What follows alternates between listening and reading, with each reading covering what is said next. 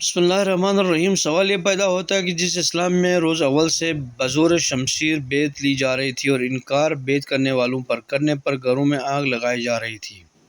یا لوگوں کو خنجر و شمشیر اور تازیانہ و درہ کا نشانہ بنایا جا رہا تھا، اس میں یکبارگی انقلاب کیسے آ گیا کہ لوگ ایک انسان کی بیعت کرنے کے لیے ٹوٹ پڑے اور یہ محسوس ہونے لگا کہ جیسے ایک دوسرے کو قتل کر دیں گے؟ کیا اس کا راز یہ تھا کہ لوگ اس ایک شخص کے علم و فضل و زاہد و تقوی اور شجاعت و کرم سے متاثر ہو گئے تھے؟ ایسا ہوتا تو یہ صورتحال بہت پہلے پیدا ہو جاتی اور لوگ اس شخص پر قربان ہو جاتے۔ حالانکہ ایسا نہیں ہو سکا، جس کا مطلب یہ ہے کہ قوم نے شخصیت سے زیادہ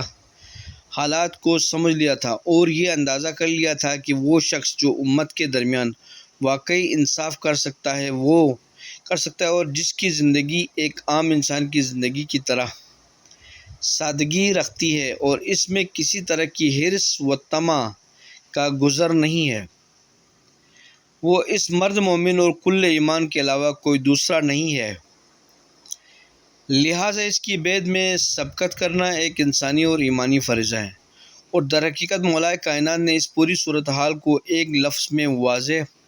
کر دیا ہے کہ یہ دن در حقیقت پیاسوں کے سیراب ہونے کا دن تھا، اور لوگ مدتوں سے تشنا اور تشنا کام تھے، لہٰذا ان کا ٹوٹ پڑنا حق بجانب تھا۔ اس ایک تشبیہ سے ماضی اور حال دونوں کا مکمل اندازہ کیا جا سکتا ہے۔